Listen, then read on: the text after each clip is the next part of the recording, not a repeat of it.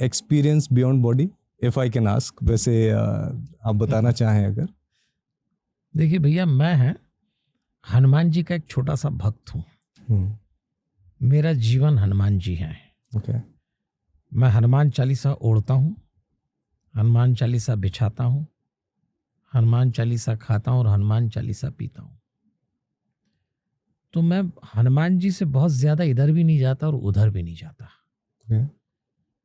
तो मैंने कई बार ये अनुभूति की है कि हनुमान जी हैं और खूब देते हैं।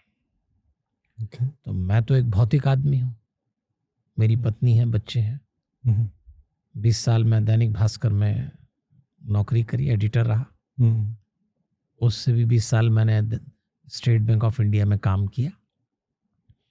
मेरी पत्नी वर्किंग वुमेन, हम दोनों वर्किंग कपल।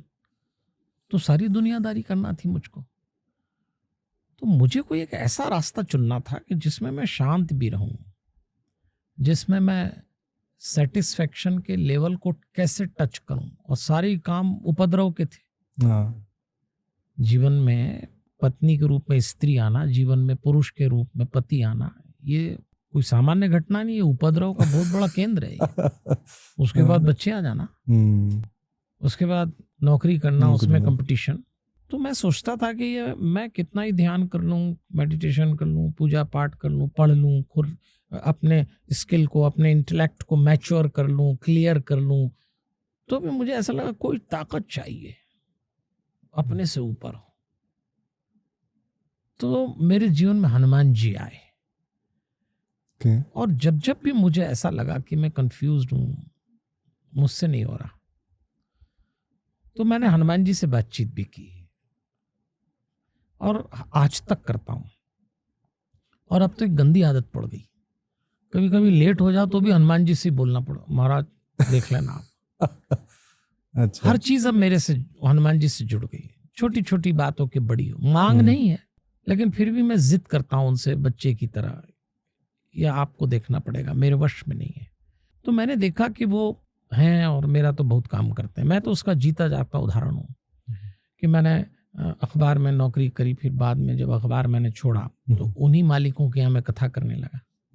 मुझे मतलब दुनिया में 2-4 लोग होंगे जिनको कोई तकलीफ नहीं, उसमें से एक मैं हूँ। भयंकर सुखी, कोई कष्ट ही नहीं जीवन, कोई कष्ट, हनुमान जी के भरोसे। तो बस आपका सवाल ये है कि क्या मुझे कोई फील ऐसा, तो मुझे हनुमान जी दिखते हैं और मेरे साथ रहते हैं। और कभी कोई गलत विचार आता है तो मैं एकदम हनुमान जी को देखता हूँ, बंद करता हूँ, तो मुझे लगता है कि वो साथ में है।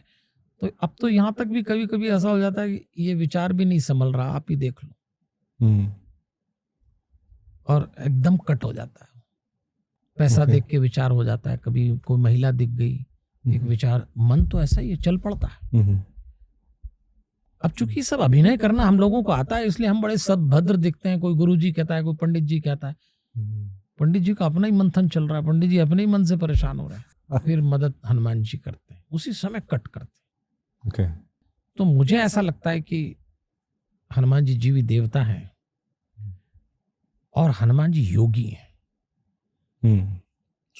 प्राणायाम से ही ध्यान सधता है। प्राण को संस्कृत, वायु को संस्कृत में प्राण कहते हैं। हनुमान जी वायु पुत्र हैं। तो जब आप योग करते हैं, मेडिटेशन करते हैं, प्राणायाम करते हैं, तो हनुमान जी के अगर भक्त हैं और हनुमान चालीसा का सपोर्ट लेते हैं तो वो जल्दी हो जाएगा। वो देवता ही उसी का है।